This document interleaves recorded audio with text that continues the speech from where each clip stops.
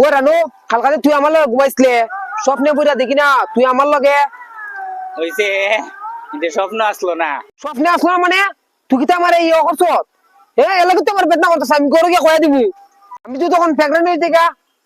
বেটা ও তো তার ডরাস কেনে তোর ডাক্তার দ্বারা লই যাবো। আমি তো জানি না আমি তো জানি না আমি তো জানি না আলা একটা ডাক্তার না, আমি তো জানি না। প্রেগন্যান্ট হইতে না তুই অতটা চিন্তা করছ কেনে আর ডাক্তার কেন না আমি তো জানি না ডাক্তার বাবু আমরা তো বড় সমস্যা তৈরি আছি গা